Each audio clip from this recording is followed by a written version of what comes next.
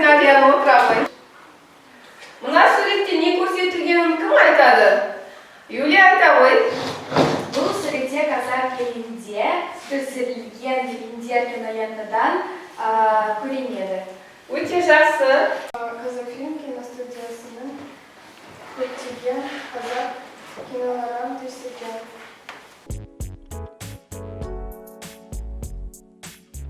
Бұл Шәкен Айманов. Қазақтан шыққан тұңғыш кинорежиссер.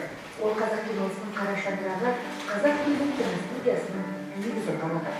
Шәкен Айманов 1914 жылы 15 ақпанда Павлодар облысы. Сонымен студенттер, біз көрген бейнероликте Шәкен Аймановтың қандай еңбегі сөз болады? Қазақфильм студиясының негізін қалаған. Өте жақсы, Алина.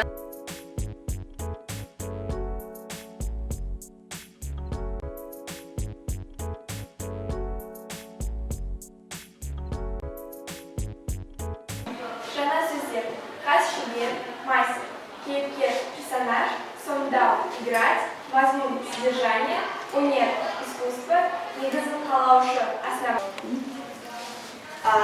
Сын есімдер бұл шебер, дарынды, үлкен және көзтартар. Сапалық сын есім бұл үлкен, шебер, түбір сын есімнен жасалған.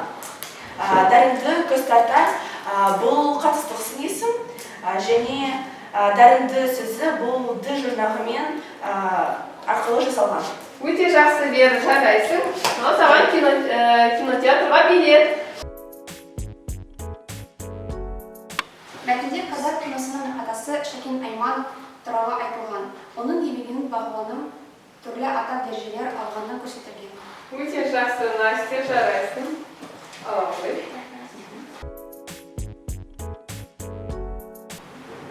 Сосын танылған бұл признанный.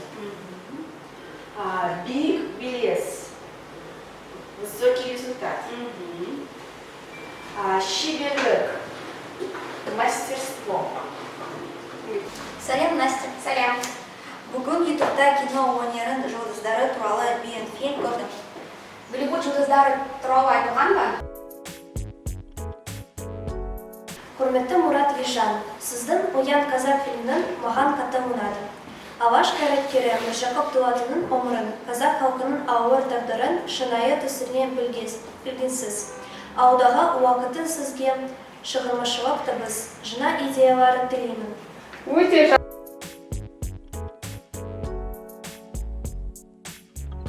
Мен үшін ең құнды мәселе Шәкен Айманов туралы ақпарат алу болды.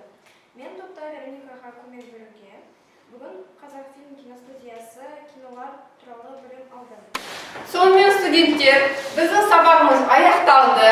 Біз сабағымыздың басында қойған мақсатымыз түрлі жанрдағы шығармаларда көтерілген мәселені, негізгі ойды айқындадық.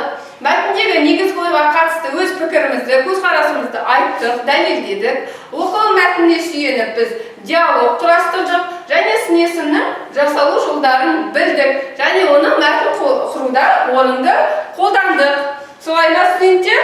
Иә. Ендеше біздің сабағымыз аяқталды.